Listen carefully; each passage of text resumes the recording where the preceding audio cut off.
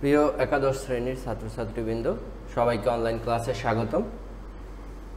আজকে finance banking ও বীমার প্রথম পত্রের দ্বিতীয় অধ্যায় শুরু করতে যাচ্ছি। তোমাদের গত ক্লাসেই বলেছিলাম যে ওটাই ছিল প্রথম অধ্যায়ের শেষ টপিক, আমি যেগুলো আলোচনা করছি তার ভিতরে। তো আজকে আমরা দ্বিতীয় অধ্যায় আলোচনা করব। দ্বিতীয় অধ্যায়ের স্পেসিফিক তিনটে টপিক নিয়ে আলোচনা করব। দ্বিতীয় অধ্যায় চ্যাপ্টার নেম হচ্ছে আর্থিক বাজারের আইনগত দিকসমূহ। এর তিনটা বিষয় নিয়ে আমি আলোচনা করব আজকে। আর্থিক বাজার আসলে কি, অর্থাৎ ফাইন্যান্সিয়াল মার্কেটটা কি। দ্বিতীয় আলোচনা করব আর্থিক বাজারের উপাদানসমূহ, components of financial market. Components, কি কম্পোনেন্টস থাকে আর্থিক বাজারে, কি উপাদান থাকে। তৃতীয় আলোচনা করব মুদ্রা বাজারের উপাদান বা হাতিয়ার সমূহ। দেখো, money market instrument, third point money market instrument. তিনটেই আমরা একদম চেষ্টা করব একদম সূক্ষ্মভাবে আলোচনা করতে, যাতে তোমাদের আর দ্বিতীয়বার ক্লাসটা না করা লাগে। দেখো, আর্থিক বাজার বলতে কি বুঝি আমরা? আর্থিক বাজার আসলে কিন্তু কোনো একটি স্থান বা প্রতিষ্ঠান নয়। আমরা আসলে বাজার বলতে কি বুঝি? বাজার বলতে বুঝি একটা স্থানে কিছু মানুষ জড়ো হয়ে কেনাবেচা করে, এটা আসলে বুঝি, তাই না? কিন্তু এটা কিন্তু আসলে প্রতিষ্ঠান বা স্থান নয়, এটা একটা ধারণা। আর্থিক বাজার মূলত একটা ধারণা। আমরা মনে করি এটা একটা আর্থিক বাজার, আসলে সেখানে আর্থিক ইনস্ট্রুমেন্ট, আর্থিক সম্পদসমূহ ক্রয় বিক্রয় করা হয়। আমরা যদি একটু বইয়ের ভাষায় বলি তাহলে এরকম আসে, আর্থিক বাজার হচ্ছে এমন একটি সুসংগঠিত প্রাতিষ্ঠানিক কাঠামো বা ব্যবস্থা যেখানে আর্থিক সম্পদসমূহ যেমন স্টক, বন্ড, পণ্যদ্রব্য, মুদ্রা ইত্যাদি ক্রয় বিক্রয় করা হয়। এটা হচ্ছে আমরা বইয়ের ভাষায় বললাম। আর যদি সিম্পলি বলি, অর্থাৎ এটার মানে হচ্ছে যে বাজারে আর্থিক সম্পদসমূহ ক্রয় বিক্রয় করা হয় সেটাই হচ্ছে আর্থিক বাজার। একদম সিম্পল। এখন তোমরা একটা কাজ করবা, লেখার সময় একটা প্রামাণ্য সংজ্ঞা দেবা। তোমরা যদি ইংলিশে পারো সেটা খুবই ভালো হয়, আর বাংলায় পারলে বাংলায় দিবা। প্রামাণ্য সংজ্ঞা দিলে তোমার লেখার মান আরও উন্নত হয় এবং ভালো মার্ক আশা করা যায়। এখন এক্ষেত্রে একটা বা দুইটা প্রশ্নের মান অনুযায়ী, এখন এগুলো তো 1 মার্কের প্রশ্ন আসে, আমরা চেষ্টা করি একটা দিলেই মোটামুটি এনাফ। এখন পরিশেষে আমরা কি বলতে পারি? পরিশেষে আমরা আর্থিক বাজার সম্পর্কে একটা ধারণা বলতে পারি, সেটা হচ্ছে আর্থিক বাজার হলো এমন একটি ব্যবস্থা যেখানে ঋণদাতা ও ঋণ গ্রহীতা একত্রিত হয় এবং তাদের চাহিদা অনুযায়ী আর্থিক সম্পদ কেনা বেচা করে। ঋণদাতা আর একটা হচ্ছে ঋণ গ্রহীতা, এবং তাদের চাহিদা, একজনের চাহিদা এক এক রকম। কেউ বিক্রি করতে চায়, ঋণ দিতে চায়, কেউ ঋণ গ্রহণ করতে চায়, কেউ অনেক পরিমাণ গ্রহণ করতে চায়, কেউ অনেক পরিমাণ দিতে চায়, আবার স্বল্প পরিমাণ গ্রহণ করতে চায়, কেউ আবার স্বল্প পরিমাণ দিতে চায়। এরকম করে ব্যক্তিগত চাহিদা অনুযায়ী একটা জায়গায় আর্থিক সম্পদ ক্রয় বিক্রয় করা হয়, সেটাই হচ্ছে আর্থিক বাজার। এখন আর্থিক বাজার সম্পর্কে আমরা মোটামুটি ধারণা পেলাম। দ্বিতীয় বিষয়টা হচ্ছে আর্থিক বাজারের উপাদানসমূহ। আর্থিক বাজার মূলত আমরা বুঝি, আর্থিক বাজারের মূলত উপাদান হচ্ছে দুইটা। এক হচ্ছে মুদ্রা বাজার, দুই হচ্ছে পুঁজি বাজার বা মূলধন বাজার। আমরা দুইটা নিয়ে আলোচনা করব। আসলে মুদ্রা বাজার আর পুঁজি বাজার বলতে আমরা মূলত একই জিনিস বোঝা যাচ্ছে, একটা লাইনের একটা পার্থক্য আছে, যেটা দ্বারা আমরা মুদ্রা এবং পুঁজি বাজার সম্পর্কে দুইটা আলাদা মত করতে পারি। দেখো, মুদ্রা বাজার হচ্ছে কি? স্বল্পমেয়াদী আর্থিক সম্পদসমূহ যে বাজারে লেনদেন করা হয়। মুদ্রা বাজার হচ্ছে স্বল্প মেয়াদী আর্থিক সম্পদসমূহ। স্বল্প মেয়াদটা কত হতে পারে? স্বল্প মেয়াদটা হতে পারে 1 বছর বা তার কম, নট মোর দ্যান 1 ইয়ার। যদি তোমার 1 বছরের অধিক হয় তাহলে সেটা হয়ে যাবে পুঁজি বাজার। একদম সিম্পল পার্থক্য হচ্ছে 1 বছর বা তার কম এইরকম মেয়াদি যদি আর্থিক সম্পদ যে বাজারে ক্রয় বিক্রয় করা হয় সেটা হচ্ছে মুদ্রা বাজার, আর যেখানে 1 বছরের বেশি সময় যেটার মেয়াদ, যে সম্পদের মেয়াদ, যে আর্থিক সম্পদের মেয়াদ, সেটা যেখানে ক্রয় বিক্রয় করা হয় সেটা হচ্ছে পুঁজিবাজার। আমরা দেখো এই সিম্পল জিনিসটা আমরা একটু বইয়ের ভাষায় যদি এরকম বলি যে মুদ্রাবাজার স্বল্পমেয়াদী আর্থিক সম্পদসমূহ লেনদেন করা হয়। এখানে একটা বিষয় হচ্ছে মুদ্রাবাজারে স্বল্পমেয়াদী তহবিল সংগ্রহকারী ও সরবরাহকারীগণ অংশগ্রহণ করে। যেহেতু এটা স্বল্পমেয়াদী একটা সম্পদের বাজার, আর্থিক সম্পদের, সেহেতু এখানে স্বল্পমেয়াদী তহবিল সংগ্রহকারী ও সরবরাহকারী এই দুইটা পার্টি এখানে জড়ো হয় এবং তাদের কার্যক্রম পরিচালনা করে। অতএব এক কথায় আমরা যদি বলি যে আর্থিক বাজারে স্বল্পমেয়াদী ঋণের দলিলপত্র লেনদেন করা হয় সেটাই হচ্ছে মুদ্রাবাজার। তা মুদ্রাবাজার যেহেতু স্বল্পমেয়াদী অর্থাৎ 1 বছর বা তার কম, তোমার পুঁজিবাজার কি? পুঁজিবাজার হচ্ছে দেখো যেটা হচ্ছে দীর্ঘমেয়াদী। দীর্ঘমেয়াদী এটা হচ্ছে অবশ্যই 1 বছরের বেশি। আমরা এরকম যদি বলি পুঁজিবাজারে দীর্ঘমেয়াদী অর্থাৎ 1 বছরের বেশি সময় যেটার মেয়াদ, সেটার আর্থিক সম্পদসমূহ লেনদেন করা হয়। এখানে কারা অংশগ্রহণ করে? পুঁজিবাজারে দীর্ঘমেয়াদী তহবিল সংগ্রহকারী ও সরবরাহকারীগণ এই বাজারে অংশগ্রহণ করে। এক জায়গায় করে কে স্বল্পমেয়াদী আর এক জায়গায় দীর্ঘমেয়াদী। সরবরাহকারী সংগ্রহকারী দুই পক্ষই, যেখানে স্বল্পমেয়াদী সেখানে হচ্ছে মুদ্রাবাজার, যেটা দীর্ঘমেয়াদী সেটা হচ্ছে পুঁজিবাজার। আমরা সর্বশেষ যদি আমরা পুঁজিবাজার সম্পর্কে এক লাইনে বলতে যাই তাহলে আমরা এটা বলতে পারি সেটা হচ্ছে যে আর্থিক বাজারে 1 বছরের বেশি মেয়াদি ইকুইটি ও ঋণপত্র লেনদেন হয় সেই বাজারকে পুঁজিবাজার বলে। দেখো মুদ্রাবাজার পুঁজিবাজারের অনেকগুলো বিষয় এখানে আমরা যুক্ত করতে পারি। আর্থিক বাজার আমরা দুটো বললাম, মুদ্রাবাজার, পুঁজিবাজার। এখন মুদ্রাবাজারে কোন কোন বিষয়গুলো, কোন কোন জিনিসগুলো অন্তর্ভুক্ত থাকে সেগুলো আমরা যদি এক কথায় বলি প্রত্যেকটা পয়েন্ট। মুদ্রাবাজারে থাকে কি? ট্রেজারি বিল, বাণিজ্যিক পত্র, ব্যাংকের স্বীকৃতিপত্র বা আজ্ঞাপত্র, পুনঃচুক্তি, হস্তান্তরযোগ্য আমানত সার্টিফিকেট। এগুলো এই যে পয়েন্টগুলো বললাম এই প্রত্যেকটা বিষয় থাকে মুদ্রাবাজারে, অর্থাৎ এইগুলোর মেয়াদ কিন্তু 1 বছর বা তার কম। আর মূলধন বাজার দুইটা জিনিস, ইকুইটি বাজার আর একটা হচ্ছে বন্ড বাজার। এই দুইটা থাকে কিসের ভিতরে? মূলধন বাজারের ভিতরে। ইকুইটি বাজার হচ্ছে সাধারণ শেয়ার। ইকুইটি বাজার কি আবার দুইটা ভাগে ভাগ করা যায়, একটা হচ্ছে সাধারণ শেয়ার আর একটা হচ্ছে অগ্রাধিকার শেয়ার। তো মুদ্রা বা অর্থবাজার সম্পর্কে আমরা ধারণা পেলাম। সর্বশেষ আমরা আলোচনা করব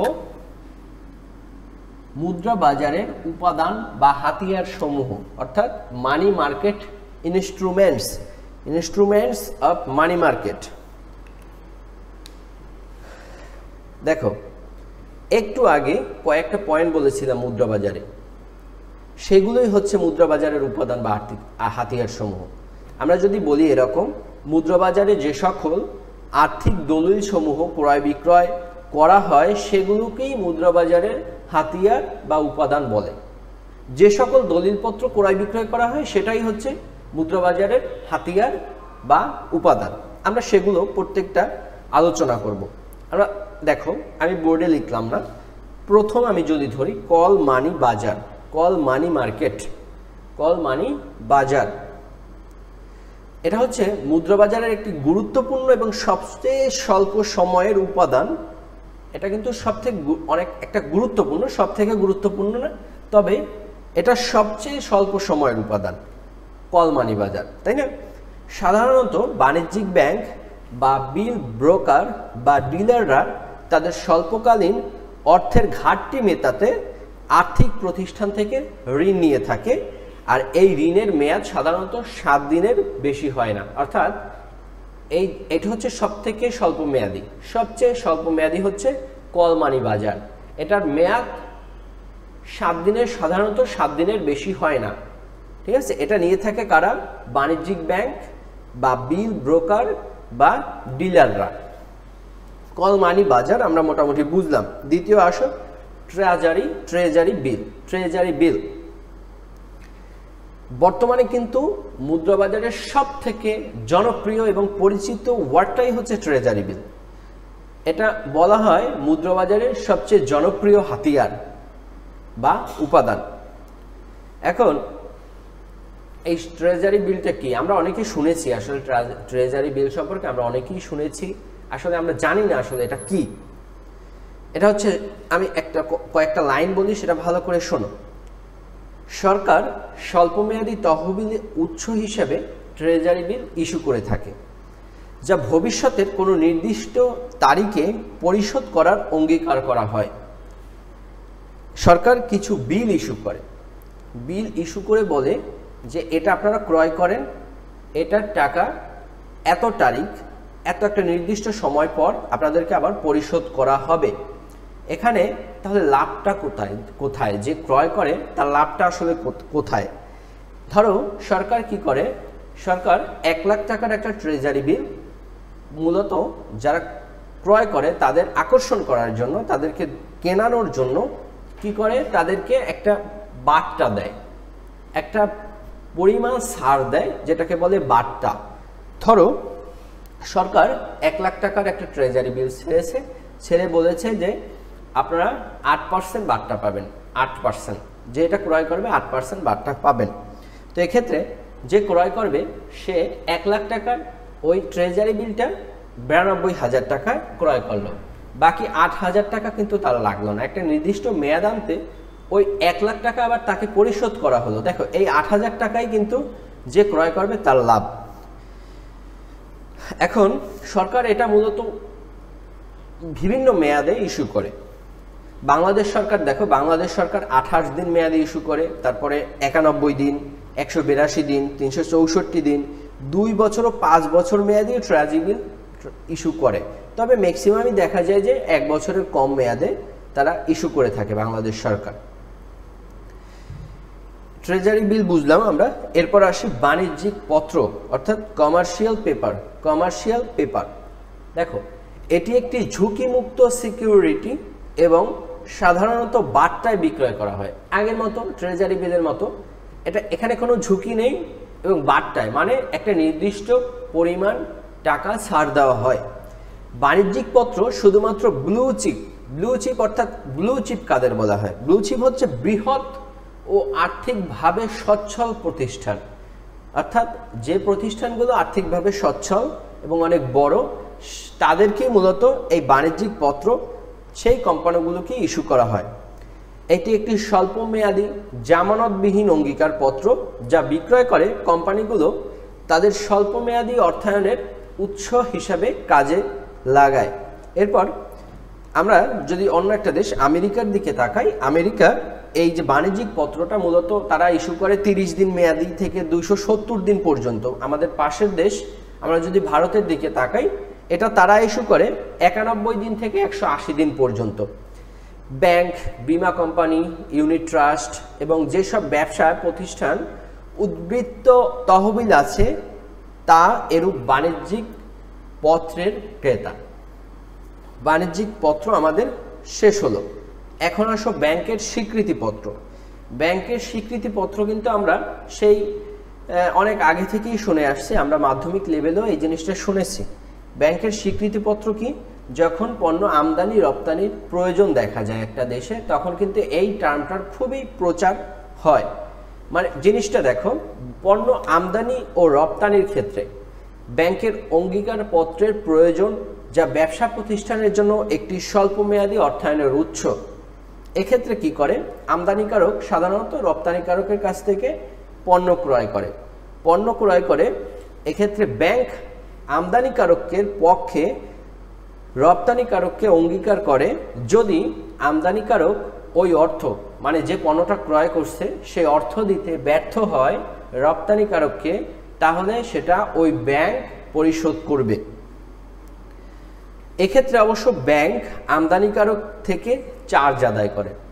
মানে হচ্ছে ব্যাংক কথা দিচ্ছে রপ্তানিকারককে, আমদানিকারক যদি তাদের টাকা পরিশোধ করতে ব্যর্থ হয় তাহলে ওই ব্যাংকই সেই টাকা পরিশোধ করবে। এখন একটা উদাহরণ দেই, উদাহরণটা এরকম, বাংলাদেশের পারটেক্স গ্রুপ। ইংল্যান্ডের জনসন লিমিটেডের কাছ থেকে 1 কোটি টাকার পণ্য আমদানি করতে আগ্রহী। এক্ষেত্রে ওই যে পণ্যটার মূল্য পরিশোধের উপায় হিসাবে ড্রাফট ব্যবহৃত হতে পারে। বাংলাদেশি কোম্পানি তার ব্যাংকের মাধ্যমে লেটার অফ ক্রেডিট অর্থাৎ ঋণপত্র খুলে ইংল্যান্ডের কোম্পানিকে ব্যাংকের মাধ্যমে টাকা পরিশোধের নিশ্চয়তা প্রদান করলো। ব্যাংকের এই যে নিশ্চয়তামূলক পত্র ব্যাংকের স্বীকৃতিপত্র, অর্থাৎ ব্যাংক স্বীকৃতি দিয়েছে আমি আমদানিকারকের পক্ষ হয়ে আপনাদের টাকা পরিশোধ করব যদি আমদানিকারক এই টাকা পরিশোধ করতে ব্যর্থ হয়। এবং এক্ষেত্রে আমদানিকারকের পক্ষে কি সে শুধু করবে একটা ব্যাংক? না, কখনোই না। অবশ্যই সে একটা চার্জ নেয় আমদানিকারকের কাছ থেকে। ব্যাংকের স্বীকৃতিপত্রর পরে আসো হস্তান্তরযোগ্য আমানত সার্টিফিকেট অর্থাৎ নেগোশিয়েবল সার্টিফিকেট অফ ডিপোজিট।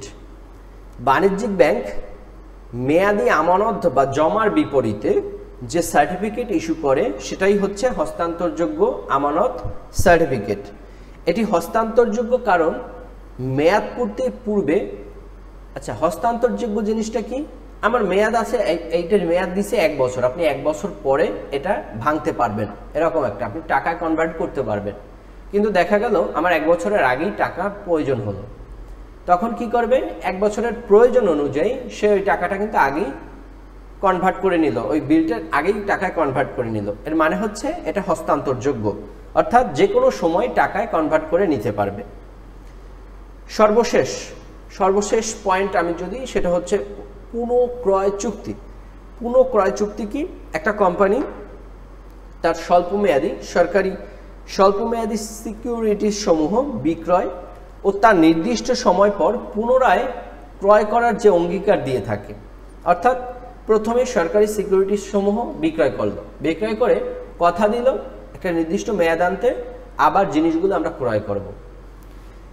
আমরা একটা দামে বিক্রয় করছি, সরকার একটা দামে বিক্রয় করছে, ক্রয় করার সময় বলছে আমি বেশি টাকা দেব, বেশি দাম দিব।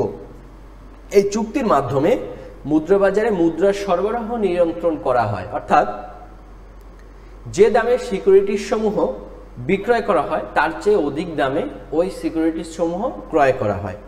বিক্রয় ও ক্রয়ের এই দুইটা টাকার মধ্যে পার্থক্য হচ্ছে ক্রয় প্রতিষ্ঠানের সুদ বা তাদের মুনাফা। তো এগুলো আমি 6টা পয়েন্ট নিয়ে আলোচনা করছি, যে 6টা পয়েন্ট হচ্ছে মুদ্রাবাজারের উপাদান বা হাতিয়ার সমূহ, অর্থাৎ যে সকল সম্পদসমূহ আর্থিক সম্পদসমূহ মুদ্রাবাজারে লেনদেন করা হয় সেগুলোই হচ্ছে মুদ্রাবাজারের হাতিয়ার। তো আশা করি সবাই বুঝতে পেরেছ। আমরা পরবর্তীতে এই চ্যাপ্টারের পরবর্তী টপিকগুলো নিয়ে আলোচনা করব। সে পর্যন্ত সবাই সুস্থ থাকো। আজকে এই পর্যন্ত, ভালো থেকো, সাবধানে থেকো।